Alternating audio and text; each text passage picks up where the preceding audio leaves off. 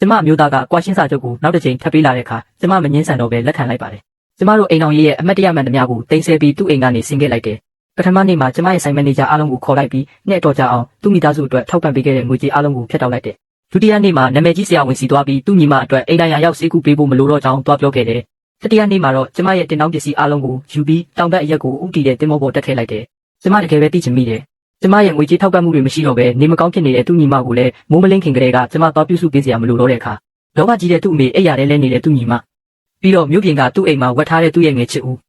အဲ့ဒီလူတွေအားလုံးကိုစုံရံတယောက်ဘလို့များကင်တွယ်ဖြစ်ရှင်းမလဲဆိုတာသူကွာရှင်းစာချုပ်မှာလက်မှတ်ထိုးလုံးကတစ်စက္ကန့်လေးတောင်မတိုးဆုပ်ခဲ့တယ်လို့သူ့လက်တွေဟာလည်းတုံ့ရင်မနေခဲ့ဘူးဒီနေ့ကစပြီးကျမတို့နှစ်ယောက်လမ်းခွဲကြပြီးကျမတို့ကိုလမ်းကိုရှောက်ကြတော့မယ်သူနဲ့လက်ထပ်ခဲ့တဲ့ဒီ10နှစ်တာအတွင်းမှာကျမဟာတကယ်ကိုလူညံ့တယောက်ဖြစ်ခဲ့တာပါအောက်ခြေမရှိတဲ့တွင်းနဲ့ကြီးလိုဖြစ်နေတဲ့သူ့ရဲ့မျိုးရိုးမြင့်မိသားစုအတိုင်းဝိုင်းကိုဖြည့်ဆည်းပေးဖို့ကျမမိသားစုရဲ့စီစဉ်တွေကိုပုံအောသုံးဆွဲခဲ့မိတယ်အေးဆက်နေတဲ့နှလုံးသားတစ်ခုကိုနှွေးထွေးလာအောင်လုပ်နိုင်မယ်လို့ကျမထင်ခဲ့တာဒါပေမဲ့10နှစ်ကြာပြီးတဲ့နောက်မှာတော့ကျမရလိုက်တာကအေးခဲနေတဲ့တန်တုံးတုံးပါပဲကျမဒီလောက်လွယ်လွယ်ကူကူသဘောတူလိမ့်မယ်လို့သူလုံးဝထင်မထားခဲ့ဘူးထင်ပါရဲ့သူ့မျက်ဝန်းထဲမှာအံ့ဩသွားတဲ့အရေးအယောင်တွေဖြစ်ပြေးသွားတာကိုတွေ့လိုက်ရတယ်ဒါပေမဲ့ကျမဂရုမစိုက်တော့ပါဘူးကြောခိုင်းပြီးထွက်လာခဲ့လိုက်တယ်စာကြည့်လိုက်အပြင်ဘက်ရောက်တော့တကားဝမှာချောင်းသားထောင်နေတဲ့သူ့မိကိုတွေ့လိုက်ရတယ်ကျမထွက်လာတာကိုမြင်တော့အမွှေးနှံသားတွေလိမ့်ကြံထားတဲ့သူ့မျက်နှာကြီးကကျင်းတဲ့အားရမှုတွေနဲ့အတူနှက်ခမ်းတွေတွုံယုံပြုံးပြနေလေရဲ့ကောင်းတာပေါ်လို့ပြောမဲ့ပုံစံမျိုးနဲ့ပေါ့နောက်ဆုံးတော့နင်းသဘောပေါက်သွားပြီပေါ့ငါတို့လိုမြင့်မြတ်တဲ့မျိုးရိုးရဲ့ရာစုနှစ်ချီတဲ့ဂုံတိတ်ခါဆိုတာနေကကုံတဲ့သမီးတယောက်လှမ်းမိနိုင်တဲ့အရာမဟုတ်ဘူးသူ့ကိုစကားတခုမှပြန်မပြောဘဲစိုက်ကြည့်လိုက်ပြီးကျမဆယ်စုနှစ်တခုစာနေထိုင်ခဲ့တဲ့ဝန်းထဲကိုရှောက်လာခဲ့လိုက်တယ်ကျမနောက်ကျောဘက်ကနေသူ့ရဲ့ဆူရှာတဲ့အတန်ကထပ်ထွက်လာပြန်တယ်မင်းရဲ့အစ်စ်မရှိတဲ့ကုံတဲ့ပစ္စည်းတွေအကုန်ယူသွားဖို့မမေ့နဲ့အောင်ငါတို့အိမ်တော်ကြီးကိုလာပြီးမညစ်ပတ်စေနဲ့ခြံထဲမှာကျမရဲ့အစီကံချွန်လန်ကစောင့်နေတာကြပြီကျမကိုမြင်တာနဲ့သူ့မျက်လုံးတွေမြည်ရဲလာပြီးမျက်ရည်တွေပိုးပိုးပေါက်ပေါက်ကျလာတော့တာပဲမျက်ရည်တွေနဲ့ချွန်လန်ကအခုကစပြီးမမလေးတို့ပဲခေါ်ရတော့မှာပေါ့တဲ့ဒီနေ့ကစပြီးဒီအိမ်တော်ရဲ့တခင်မလေးစုဆိုတာမရှိတော့ဘူးကျန်းနန်ကမမလေးစုပဲရှိတော့မယ်လို့ပြောလိုက်တယ်အဲ့ဒီနောက်ကျမရဲ့လူတွေကိုပစ္စည်းအကုန်တင်ခိုင်းလိုက်တယ်ရီဘောကအကြီးစားတွေဖြစ်တဲ့နှင်းစီတတာခုတင်တွေဗီယိုတွေကအစအိယာခင်းနဲ့မီးအိမ်တွေအထိတခုမကြမ်းပေါ့အားလုံးကကျမရဲ့ကိုယ်ပိုင်ငွေနဲ့ဝယ်ထားတာတွေလေပြောရရင်တော့သူ့မိသားစုကပြပုံဘဝရောက်နေချိန်မှာဒါတွေအားလုံးကိုကျမကပဲပတ်စံဆိုင်ထုတ်ပြီးဖြည့်ဆည်းပေးခဲ့တာမို့လို့ပါအိမ်ဆေးပြီးတော့ကျမမိသားစုပိုင်တဲ့နေရာကိုပြန်ဖို့ယထာလုံးပေါ်တက်ခဲ့တယ်ဒါပေမဲ့ယထာလုံးကကျန်းနန်မှာရှိတဲ့ကျမရဲ့အိမ်စီကိုဥတီမသွားပဲကျမပိုင်တဲ့အကြီးဆုံးလက်ဖက်ရည်ဆိုင်ရဲ့နောက်ဖေးဝန်းထဲမှာရက်လိုက်တယ်ယထာလုံးပေါ်ကဆင်းချင်းမှာပဲချွန်လန်ကိုအမိတ်ပေးလိုက်တယ်ဆိုင်မန်နေဂျာတွေအကုန်လုံးကိုဒီကိုခေါ်လိုက်15မိနစ်အတွင်းအကုန်လုံးဒီကိုရောက်နေရမယ်မကြခင်မှာပဲကျမပိုင်တဲ့ဆိုင်ပေါင်း88ဆိုင်ကမန်နေဂျာတွေဖြစ်တဲ့စန်ဆိုင်ထဲဆိုင်နဲ့အပေါင်ဆိုင်ကလူတွေအားလုံးဟာအခန်းထဲမှာအမောတကောနဲ့ရောက်လာကြပြီးဇဝေဇဝါဖြစ်နေကြတယ်ကျမစကားအပူတွေမပြောတော့ဘူးအင်ဂျီလက်ထဲကနေစည်ရင်းစာအုပ်ကိုဆွဲထုတ်ပြီးစပွဲပေါ်ကိုဒုံခနဲမီအောင်ရိုက်ချလိုက်တယ်အတန်ကြောင့်အားလုံးတုန်သွားကြတာပဲကျမကတော့လိုရင်းကိုတန်းပြောလိုက်တယ်ရှင်တို့အားလုံးသိကြတဲ့အတိုင်းပဲကျမရဲ့ဆိုင်တွေဟာဟိုဘက်အိမ်တော်ကိုထောက်ပံ့ပေးလာတာအခုဆို10နှစ်ရှိပြီအားလုံးကခေါင်းညှိကြတယ်ဒီနေ့ကစပြီးတပြားတစ်ချက်မှထပ်မပေးတော့ဘူးသူ့အမေနေတိုင်းတောက်နေတဲ့အကောင်စားငှက်တိုက်တွေပဲဖြစ်ဖြစ်သူ့ညီမအသက်ဆက်ဖို့တောက်နေရတဲ့နှစ်တစ်ထောင်ဆေးမြစ်တွေပဲဖြစ်ဖြစ်နောက်ဆုံးအစီခံတွေကိုစုချတာနဲ့ဧည့်သည်ဧည့်ခံတဲ့အတုံးစည်းအထိကျမရဲ့စည်ရင်းထဲကနေတပြားမှထုတ်မပေးနဲ့တော့တခန်းလုံးတိတ်ဆိတ်သွားတယ်ကျမဖေးလက်ထက်ကလေးကလုတ်ခဲ့တဲ့မန်နေဂျာဝန်ကတုံတုံရင်ရင်နဲ့မေးလာတယ်တခင်မမျိုးစားမင်းနဲ့ရန်ဖြစ်လာလို့လားဇနီးမောင်နှံဆိုတာရန်ဖြစ်တတ်ပေမဲ့ပတ်စံဖြတ်လိုက်ရင်အဲ့ဒီအိမ်တော်ကြီးပျက်စီးသွားလိမ့်မယ်နော်ဦးလေးဝမ်အဲ့ဒီလိုပျက်စီးသွားစေချင်လို့လုပ်တာပေါ့ကျမမတက်ရက်လိုက်ပြီးစည်ရင်းစာအုပ်ကိုဖွင့်ချလိုက်တယ်ပြီးခဲ့တဲ့လကတည်းကသူ့အမေကလောင်းကစားဝိုင်းမှာငွေတင်းကား3000ရှုံးခဲ့တယ်အဲ့ဒီငွေတွေအားလုံးကကျမရဲ့စည်ရင်းထဲကပဲသူ့ညီမကလည်းစိတ်ကောက်ပြီးနန်းတွင်းသုံးကျွေပကံတွေကိုရိုက်ခွဲပစ်လိုက်သေးတယ်အဲ့ဒါကငွေတင်းကား800ပြီးတော့ဆိုင်ရန်ကသူ့ရဲ့ငွေချစ်ဟောင်းရိုးရိုးရန်အတွက်6စိမ့်ဆန်ထိုးဝယ်ပေးလိုက်တာကငွေတင်းကား1000ကျမကိုပါကိုခအေးပဲရေလိုက်မိတယ်10နှစ်တောင်ကျမမိသားစုကပင်ပန်းပန်းရှာဖွေထားသမျှတပြားမကြံဟာသူတို့အတွက်တော့လက်ဖြတ်သုံးစရာပတ်စံတွေဖြစ်ခဲ့တာပေါ့ဒါပေမဲ့အခုတော့အားလုံးပြီးသွားပြီကျမစည်ရင်းစာအုပ်ကိုပိတ်လိုက်ပြီးတော့အခန်းထဲကလူတစ်ယောက်ချင်းစီကိုမေးလိုက်တယ်အားလုံးပဲကျမပြောတာကိုရှင်းရှင်းလင်းလင်းကြားလိုက်ကြရဲ့လာ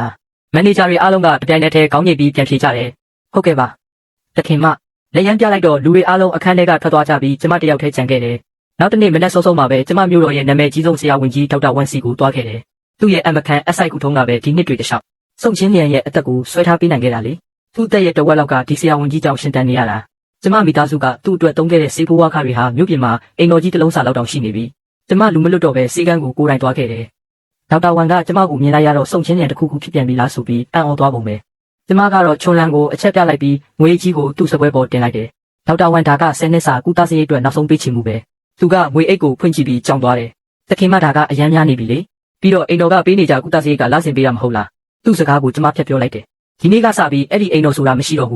းမမလေးဆုံးရဲ့ကုသစရိတ်အတွက်ကျမတပြားမှထပ်မပေးတော့ဘူးအဲ့ဒီမျိုးရိုးမြင့်အိမ်တော်နဲ့ကျမနဲ့ဘာမှမပတ်သက်တော့ဘူးဒေါက်တာဝမ်ကအကင်းပါသူမှုချက်ချင်းပဲသဘောပေါက်သွားတယ်ဘာမှထပ်မမေးတော့ပဲငွေကိုလက်ခံပြီးဥညွတ်နှုတ်ဆက်လိုက်တယ်ကျမစီကန်းကနေထွက်လာခဲ့ပေမဲ့အိမ်ကိုတန်းမပြန်သေးဘူး အဲ့ဒီအစားယထာလုံးကိုအိမ်တော်ဟောင်းစီကိုပဲပြန်လှည့်ခိုင်းလိုက်တယ်အိမ်ရောက်တော့ချွန်လန်ကိုခေါ်ပြီးအရာနှစ်ခုလက်ဆင့်ကမ်းပေးလိုက်တယ်အဲ့ဒါတွေကတော့ထူထဲတဲ့စည်ရင်းစာအုပ်တအုပ်နဲ့ကျမတို့မိသားစုရဲ့ကုန်တဲ့တစိ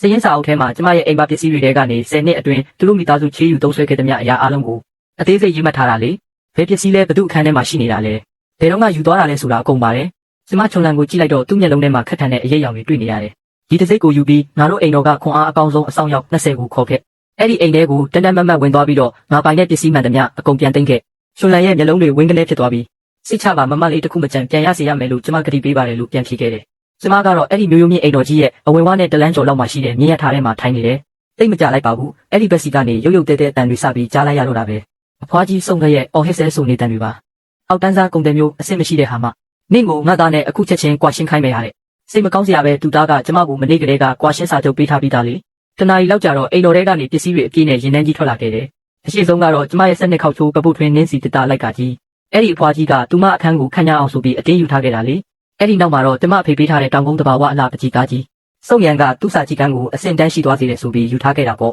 ့အဲ့ဒီနောက်မှာတောင်ဘက်ပင်လယ်ကထွက်တဲ့တန်တာကြောက်ပင်တွေနောက်ဘက်ကလာတဲ့ကြောက်စင်းအိုးတွေနောက်ပြီးတခါမှမဖွင့်ရသေးတဲ့အဆင့်မြင့်ပိုးတဲ့တတတွေအများကြီးပဲနောက်ဆုံးမှချွန်းလန်ထွက်လာပြီးမမလေးကျမတို့အကုန်ယူခဲ့ပါပြီလို့သတင်းပို့တယ်အဖွားကြီးကအစမှာတော့တားဖို့ကြိုးစားသေးတယ်တဲ့နောက်တော့မြေကြီးပေါ်ပြစ်လဲပြီးလူးလိမ့်နေတော့တာပဲအဆောင်တွေကတော့သူမဘေးကနေပက်လျှောက်သွားကြတာသူမလည်းလူးလိမ့်ရတာမောသွားတော့မှအတန်တွေဝင်ကုန်တဲ့အထိထိုင်ကုန်နေတော့တာပဲတဲ့ကျမတို့ပစ္စည်းတွေတင်ပြီးကျန်းနံကိုထွက်လာခဲ့လိုက်တယ်မြစ်လေအေးလေးကကျမမျက်နှာကိုလာတိုးနေတယ်ဆူဆူအေးလေးနဲ့တကယ်ကိုလန်းဆန်းသွားစေတာပဲကျမကူတို့တင်မောရဲ့ကုန်းဘက်ပေါ်မှာရက်နေရင်တဖြည်းဖြည်းတင်းငယ်ပြီးကြံရင်ခဲ့တဲ့မြို့တော်ကြီးရဲ့မြင်ကွင်းကိုမေးကြည့်နေပြီးတော့တယ်တခဏကြာတော့ကျမလှည့်ထွက်လာပြီးအခန်းထဲကိုပြန်ဝင်ခဲ့လိုက်တယ်ချွန်းလန်ကတော့အခန်းကိုတေးသေးချာချာပြင်ဆင်ပြီးလက်ဖက်ရည်ဖြော်ထားနေပြီးနှွေးထွေးနေတဲ့လက်ဖက်ရည်ခွက်လေးကိုကင်ပြီးထိုင်နေရင်တကူလုံးမှရှိတဲ့အကျော်ချင်တွေရောကြပြီးစိတ်အေးချမ်းသွားရတယ်ကျမရဲ့ဘဝတစ်ကအခုမှတကယ်စတင်တာပါတစ်ဖက်မှာတော့အဲ့ဒီမျိုးရိုးမြင့်အိမ်တော်ကြီးစီမှာတော့ရိုက်ခွဲတန်တွေနဲ့စူညံသွားပါတော့တယ်အဖိုးတန်ကျွေးစေးဘက်ကန်လုံးလေးဟာစုံကျင်လျံရဲ့ကရင်ဘေးမှာအပိုင်းပိုင်းအဆဆကွဲအပ်နေတယ်သူမဟာအဆက်မပြတ်ချောင်းဆိုးနေရင်ဒေါသကြောင့်ရောအသက်ရှူရခက်တာကြောင့်မှဖြူဖြောနေတဲ့မျက်နှာကခရမ်းရောင်တောင်တန်းနေပြီဒါကဘာအညစ်အကြေးတွေလဲငါနာကအခုချက်ချင်းဖယ်ဆန်းလို့သူမအော်ဟစ်နေတယ်သူမအသက်ဆက်နိုင်ဖို့အမြဲတမ်းတောက်ခဲ့ရတဲ့ရာစုနှစ်ချီတက်တန်းရှိတဲ့ကျင်စင်းတွေကအခုတော့တခုမှမရှိတော့ဘူးလေသမားတော်ကြီးဝမ်ကလည်းစုံမိသားစုနဲ့စရင်အင်းအားလုံးရှင်းလင်းပြီးထွက်သွားခဲ့ပြီအိမ်တော်ထိန်လည်းတခြားနည်းလမ်းမရှိတော့ပဲရိုးရိုးဆေးဆိုင်တွေစီကနေရိုးရိုးဆေးမြစ်တွေကိုပဲတွားဝယ်ခဲ့ရတော့တယ်အဲ့ဒီဆေးတွေကိုကျိုးလိုက်တဲ့အခါမှာတော့တအိမ်လုံးနံစော်နေပြီးကြည်ရဆိုတဲ့အမဲရောင်အရည်တွေပဲထွက်လာတော့တာပေါ့အဖွားကြီးစုံတယောက်ခန်းထဲကိုဝုန်းကနေပြေးဝင်လာတဲ့အခါကျမ်းပြင်ပေါ်မှာပြန့်ကျဲနေတဲ့အစအနတွေကိုမြင်လိုက်ရတယ်ဒါပေမဲ့သူမကသမီးဖြစ်သူအတွက်စိုးရိမ်နေတာမဟုတ်ပဲကွဲသွားတဲ့ပကံလုံးအတွက်ပဲနှမျောတတဖြစ်နေတာသူမကကျမ်းပြင်ပေါ်ပြစ်ထိုင်ချလိုက်ပြီးပေါင်ကိုတဖြောင်းဖြောင်းရိုက်ရင်အော်ဟစ်ငိုယူတော့တာပဲငါသမီးရဲ့နေငါတော့ငါ့ကိုတတ်နေတာပဲအဲ့ဒီမိမကထွက်သွားတော့ငါတို့စီကရှိသမျှကိုအကုန်တဲသွားတာအခုဆိုနေ့အတွက်ဆေးဝယ်ဖို့တောင်ပတ်စံမရှိတော့ဘူးငါတို့ဘလို့ဆက်ရှင်တန်ရတော့မလဲတဲ့အစေခံတွေကတော့အဝေးကနေပဲလှမ်းကြည့်နေကြတယ်အဖွားကြီးကဆင်းရဲလာချီရဲလို့အော်ဟစ်ငိုယိုနေပေမဲ့လွန်ခဲ့တဲ့2ရက်ကတည်းကရွှေစံထိုးတစ်ချောင်းသွားပေါင်ထားတာကိုအားလုံးကသိနေကြတာပဲအောင်လို့ရတဲ့ပတ်စံနဲ့ချက်ချင်းဆိုသလိုစက်ပွဲသွားကြည့်ပြီးဈေးကြီးတဲ့မုံတွေဝယ်စားခဲ့သေးတာလေအခုဆိုအိမ်တော်တွေကလူတိုင်းကထိတ်လန့်နေကြပြီလက်စာတွေလည်းမပေးနိုင်တော့ဘူးနေ့စဉ်ဝယ်ယူစားတောက်တာတွေကလည်းအကုန်လုံးအကျွေးတွေကြီးပဲမိဖို့ကြောင့်တာဝန်ခံဆိုရင်စိတ်ဖိစီးလုံးလို့နှက်ခမ်းမတော်အပူဖုတွေပေါက်နေပြီပတ်စံသားမရတော့ရင်တော့အားလုံးပြောင်းဖူးမှုပဲစားရတော့မယ်လို့သူကအော်ဟစ်နေလေရဲ့မြို့ပြင်ကဘီလာမှာတော့စုံရံကဒါတွေကိုစိတ်ရှုပ်စရာကိစ္စတွေလိုပဲသဘောထားနေကြတာသူကဆိုဖာပေါ်မှာလဲလျောင်းရင်းလူလူရက်ရဲ့စောင်းတီးတန်ကိုနားထောင်နေတယ်အဲ့ဒီချိန်မှာပဲအစီကံတယောက်ကအိမ်ကလာတဲ့စာတစ်စောင်ကိုအပြေးလွှားလာပေးတယ်သူကစာကိုဖွင့်ဖတ်လိုက်ပြီးမျက်နှာကချက်ချင်းဆိုသလိုပြတ်သွားတော့တာပဲနောက်တစ်ခါဆင်းရဲတွင်းနဲ့နေပြန်ပြီလားတကယ်ကိုစိတ်ရှုပ်ဖို့ကောင်းလိုက်တာလို့ညှိညူလိုက်တယ်လူလူရံကစောင်းတီးတာကိုရက်လိုက်ပြီးသူ့နာကိုတိုးလာခဲ့တယ်ပြီးတော့သူ့ရဲ့နားထင်လေးတွေကိုနှိပ်ပေးရင်းအကိုရန်အိမ်ကကိစ္စတွေကြောင့်စိတ်ပူနေပြန်ပြီလားသခင်မဆုကနည်းနည်းတော့ရက်ဆက်လုံးနဲ့မထင်ဘူးလားလို့မေးလိုက်တယ်သူမကအကုန်တဲ့သမီးပဲလေငါမရှိရင်သူမကဘာမှမဟုတ်ဘူးအခုဟာကငါ့ကိုလာတောင်းပန်စေချင်လို့ကြည်ကြနေတာပဲလွတ်ထားလိုက်ပါစိတ်ကောက်လို့ဝါသွားရင်နောက်2ပတ်လောက်နေရင်ငါစီကိုဒူးထောက်ပြီးပြန်လာရမှာပဲတဲ့ဒါပေမဲ့သခင်မဆုကဒီတစ်ခါမှသူမရဲ့ခန်းဝင်ပစ္စည်းတွေအကုန်ယူသွားတယ်လို့ကြားတယ်အခုစာကြည့်ခန်းထဲကစပွဲကြီးတောင်ပါသွားတယ်ဆိုပဲစုံရံရဲ့မျက်နှာချက်ချင်းဆိုသလိုပြတ်သွားတော့တာပဲသူကလူလူရံကိုဘေးကိုတွန်းဖယ်လိုက်ပြီးတခိုးမှအဆင်မရှိတဲ့မင်းကလေးသူမကကျန်းနံကိုပြန်ပြီးစီးစိမ်နဲ့နေနိုင်မယ်လို့ထင်နေတာလားအိမ်မက်မက်နေလိုက်ငါကသူမရဲ့လင်ယောက်ျားပဲသူမရဲ့ပစ္စည်းတွေကငါပစ္စည်းတွေပဲလို့ဒေါသတကြီးအော်ဟစ်တော့တာပဲဒီအချိန်မှာတော့ကျန်းနံမျိုးရဲ့ဈေးတန်းကတော့လူစီကားပြီးတက်ဝင်လှုပ်ရှားလို့နေပါတယ်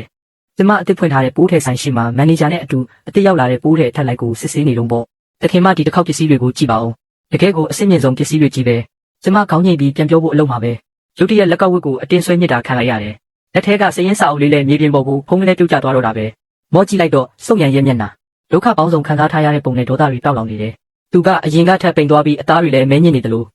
လူပုံစံကလည်းတော်တော်လေးကိုနွမ်းဖက်နေတာပဲသူ့ကိုတစ်ချိန်ကနေရာတိုင်းမှာလူတကာလေးစားရတဲ့မကွေးချန်အန်လိုတောင်မှတ်မိမှာမဟုတ်တော့ဘူး ငါနဲ့အခုချက်ချင်းပြန်လိုက်ခဲ့စမ်းမင်းလှုပ်ချင်ရလုပ်နေတာမဝသေးဘူးလားသူကအတင်းအကျပ်အမိတ်ပေးတယ်လို့ပြောတယ်အမေကနေမကောင်းဖြစ်နေတယ်ရှင်းလျံကလည်းတေလူမျောပါဖြစ်နေပြီမင်းကတော့မိသားစုပိုင်ပတ်စံတွေကိုအကုန်ယူပြီးထွက်လာတယ်မင်းမှာအတိတရားဆိုတာမရှိတော့ဘူးလားအဲ့ဒီနောက်သူကဘေးပတ်ဝန်းကျင်ကလူတွေကြားအောင်အတန်ကိုတမင်မြင့်ပြီးအော်ပြောပါတော့တယ်လူပေါင်းတို့ကိုယ်တိုင်ပဲတရားစီရင်ပေးကြပါဦးဒီမိမဟာကျွန်တော်ရဲ့လက်ထပ်ထားတဲ့တရားဝင်စနီးချန်အန်မာကွီအိမ်တော်ရဲ့တခင်မဖြစ်ပါတယ်ဒါပေမဲ့သူကခင်မုန်းကိုပြစ်ပယ်တာဝန်တွေကိုလစ်လျူရှုပြီးမိသားစုပိုင်ပစ္စည်းတွေကိုခိုးယူပြီးထွက်ပြေးလာတာပါကျွန်တော်အမေနဲ့ညီမလေးဆိုရင်ပတ်စံတစ်ပြားမှမရှိတော့ပဲတေလူနီးပါဖြစ်နေပြီကျွန်တော်မျိုးတော်ကနေဒီအထိလိုက်လာတာကသူ့ကိုအိမ်ပြန်ဖို့ဖြောင်းချဖို့ပါဒါပေမဲ့သူကတော့တကယ်ကိုနှလုံးသားမရှိတဲ့မိန်းမပဲသူကတော့မျက်ရည်တွေတွင်စီးကျနေပြီးရင်ထဲကနာကြီးချက်တွေအပြည့်နဲ့ဟန်ဆောင်ကောင်းကောင်းပြောနေတာပေါ့သူပြောတာလည်းဟုတ်တယ်လို့ရှိတော့ဘေးကလူတွေကျမကိုကြည့်တဲ့အကြည့်တွေချက်ချင်းတောင်းလဲသွားတယ်